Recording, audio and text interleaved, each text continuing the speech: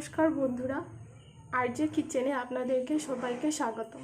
আজকে আমি আপনাদের সাথে একটা নতুন রেসিপি নিয়ে আসছি, সেটা হলো পুঁই ডাঁটার চচ্চড়ি। পুঁই ডাঁটার চচ্চড়ির জন্য আমাদের লাগছে এখানে পুঁই ডাঁটা, যেটা আমি ভালো করে ধুয়ে কেটে নিয়েছি।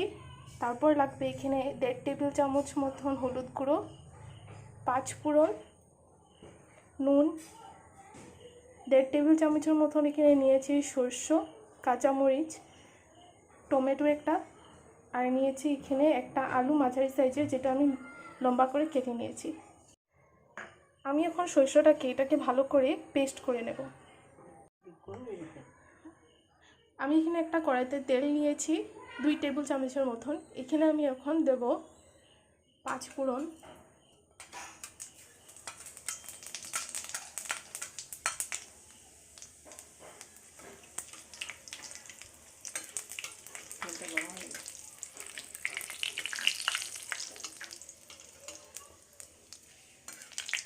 পাঁচফোড়নটা ভালো করে ফোটা হলে এটাতে আমি এখন দিয়ে দেবো ওই ডাঁটাগুলো।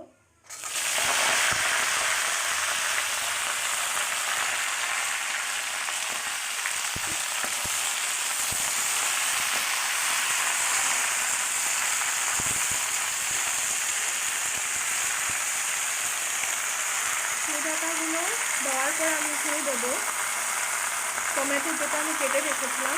টমেটোটাকে এখন দিয়ে এটাকে ভালো করে নাড়াচাড়া করে নেব। তারপর দেবো এটাতে আলু,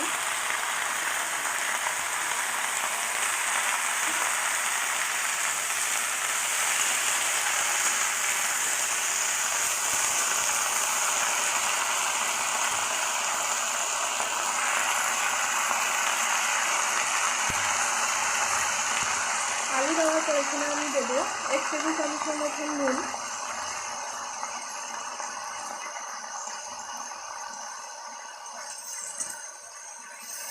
নুনটাকে ভালো করে মিশিয়ে নেব।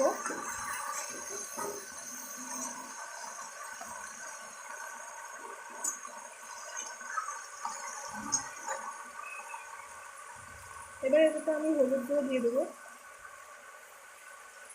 এখানে হলুদ গুঁড়ো আমার 2 টেবিল চামচের মতন আছে। এখন আমি এটাতে দেবো সরষে বাটা। সরষে বাটা দিয়ে এটাকে ভালো করে নেড়ে নেব।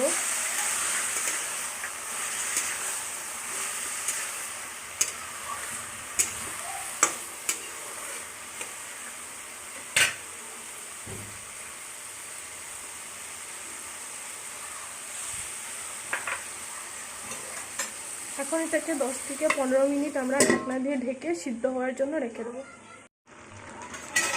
ঢাকনাটা তুলে এটাকে অল্প আমরা নাড়াচাড়া করে দেব। সিদ্ধ না হওয়ার পর্যন্ত এটাকে এভাবে ঢেকে রাখতে হবে, আর মাঝে মাঝে ঢাকনা তুলে এটাকে দেখতে হবে।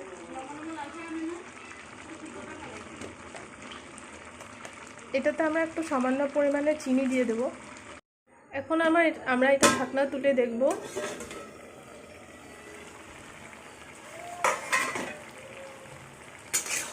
এটাকে ভালো করে নাড়াচাড়া করে দেব। এটা আমাদের সিদ্ধ হয়ে এসেছে। জলটা শুকালে এটা আমরা পুঁই ডাঁটার চচ্চড়িটা হয়ে যাবে। আলুগুলো অলমোস্ট সিদ্ধ হয়ে গেছে।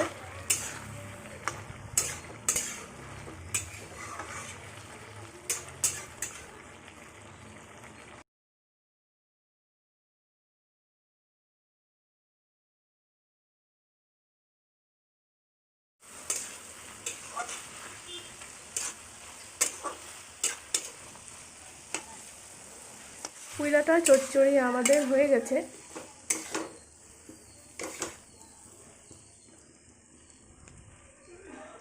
এই চচ্চড়িটা আমার শাশুড়ি মা রান্না করেছে। আপনাদের যদি ভিডিওটা ভালো লেগেছে তাহলে আমাদের ভিডিওটাকে লাইক করবেন, শেয়ার করবেন আর সাবস্ক্রাইব করে দেবেন। ধন্যবাদ।